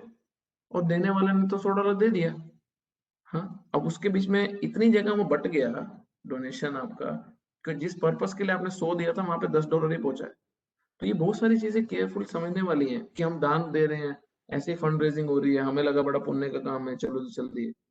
अरे जानना चाहिए, थोड़ा खोजना चाहिए कि क्या होने वाला मेरे पैसे का, किसको जाने वाला मेरा पैसा। इसलिए प्रभुपाद जी बोले उसी संस्था में उसी तरीके से दान देना चाहिए जो भगवान की भक्ति को आगे बढ़ाने के लिए मदद करेगा। और वहां पे भी आंख बंद करके अंधविश्वास से नहीं, आपको पता होना चाहिए कि कैसे कैसे हो रहा है, ये बहुत केयरफुली करना चाहिए। देखो एक बात तो है कि दान देने की जो प्रवृत्ति है वो सब में होती नहीं है, बट जिनमें है वो बहुत अच्छी बात है। बट सिर्फ उसको फिक्स करना है, डायरेक्शन ठीक करनी है उसकी, उतना ही है। ठीक है, थैंक यू। और कुछ है? प्रभु मेरा एक क्वेश्चन है। इनका क्वेश्चन है, हाँ जी मेरा क्वेश्चन है हाँ जी हाँ जी। कि जैसे आपने बताया कि हमें ये संन्यास लेने के पहले हमें मतलब कोशिश करना चाहिए कि डिटैच होना शुरू हो जाए। तो प्रभु हम तो जुड़े हुए हैं तो we get inspired all the time, लेकिन जैसे हमारे पेरेंट्स हैं तो उनके लिए हम क्या कर सकते हैं? जैसे कभी कभी हम भी गलत काम करते हैं, जैसे हम क्रिएट करते हैं उनके लिए कि मम्मी आ जाओ यहाँ पे रह लो मेरे साथ, या ये बता दो वो कर दो, तो उनको भी एक अटैचमेंट जुड़ते जाता है उनसे अभी भी इस उम्र में। तो हम क्या कर सकते हैं उनके लिए? देखो प्लीज, दो चीजें इसमें है। एक तो ये जो वैदिक कल्चर में सनातन धर्म में जो डिवीजन बताया है ये वर्णाश्रम बेस्ड सोसाइटी के लिए। वो सोसाइटी के लिए जहाँ पे वर्णाश्रम धर्म एग्जिस्ट करता था और सारी सोसाइटी इसको रिकॉग्नाइज करती थी और इसको अप्रिशिएट करती थी। अब वर्णाश्रम धर्म तो सोसाइटी में एग्जिस्ट करता नहीं है। तो अभी जो सबसे प्राइम इंपॉर्टेंस देनी है वो देनी है भगवान की भक्ति को, ना कि इस डिवीजन को। तो जिस भी स्थिति में कोई व्यक्ति है, हमारा फोकस, अगर मदर को यहाँ बुला भी रहे हैं तो हमारा फोकस एक ही रहना चाहिए कि किस तरह मदर की भक्ति बढ़ाएं यहाँ पे आके, मेलबर्न में आके। उनको मंदिर से कनेक्ट करें, वो लेक्चर सुन सकें, अच्छे से माला कर सकें, और इससे उनकी अटैचमेंट नहीं बढ़ेगी। आप मदद किस में कर रहे हो? उनकी भगवान से अटैचमेंट बढ़ाने में मदद कर रहे हो। अगर मदर पर्पसफुली भगवान की भक्ति करने के लिए धाम में जाना चाहती है, कुछ करती है, और फिर आप अपनी जरूरतों के लिए उनको यहाँ बुलाते हो, तो उसमें थोड़ा सा विचार करना चाहिए, डिस्कस करना चाहिए किसी से कि ये सही है कि नहीं है। बट अदरवाइज अगर वो आम जीवन जी रहे हैं जैसे सारे लोग इंडिया में जी रहे हैं जिनको पता ही नहीं आध्यात्मिक प्रगति के बारे में, तो अच्छा है उनको भक्तों की संगत में ज्यादा बुलाना चाहिए।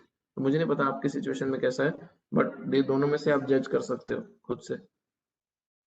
गोल फोकस भक्ति रखो। ये संन्यास वानप्रस्थ ये डिवीजन अभी देखो, वानप्रस्थ वन में प्रस्थान करना है। अब वृंदावन जो स्वयं एक वन होता था वही वन नहीं रहा, वही फॉरेस्ट नहीं रहा है, तो कहाँ जाएंगे लोग? कौन से फॉरेस्ट बचे कहाँ जाने के लिए? तो वर्णाश्रम सिस्टम तो बहुत ज्यादा कोलैप्स कर चुका है ऑलरेडी और बहुत वीक पड़ चुका है। बट इसीलिए हमारे को भक्ति एज प्राइम फोकस रखना है, कैसे हमारी एक्टिविटीज में भगवान से जोड़ा जाए और जुड़ा जाए। ठीक है, जी ठीक। देखो एक बड़ा अच्छा श्लोक है, और ये श्लोक हमारे को याद करके अपने जीवन में अच्छे से उतारना चाहिए। वो है, स्मर्तव्य सततम विष्णु विस्मर्तव्य न जातुचित सर्व विधि निषेधयोर एतेव रेव किंकर। हाँ, स्मर्तव्य, हर समय भगवान का स्मरण करें और कभी उनका स्मरण छूटे ना। सर्व विधि निषेधयोर, बाकी जितने भी रूल्स और रेगुलेशन है, जितने भी मतलब जितने भी नियम है, नहाना धोना उठना सुबह जल्दी, जितने भी नियम है बाकी, एते और एव किंकरा, वो इस नियम के नौकर हैं। किस नियम के? हर समय भगवान का स्मरण कैसे रहे और कभी हम भगवान का स्मरण ना भूलें। ये नियम के बाकी सब नियम नौकर है। तो ये फोकस फर्स्ट रहना है, बाकी सब बाद में करते रहेंगे। बाकी जैसे जैसे जिसकी जैसी सिचुएशन है उसमें एडजस्ट करते जाओ, बट ये नहीं भूलना है पहला वाला। दैट मीन्स भगवान की भक्ति, भक्तों के संग में शास्त्र को फॉलो करते हुए भजन क्रिया को नहीं छोड़ना, बाकी सब करते रहेंगे बाद में, साथ साथ में, पीछे पीछे। ठीक है, कलयुग में और काम में कुछ नहीं आने वाला, कलयुग में कुछ और काम नहीं आने वाला, यही सबसे इंपॉर्टेंट है। ठीक है माता जी। जी प्रभु, थैंक यू प्रभु। हरे कृष्ण। और कुछ है? बंद करें?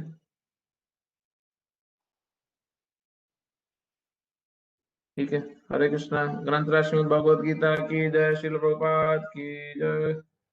हरे Krishna. Thank you. Hare Krishna. Hare Krishna Prabhu.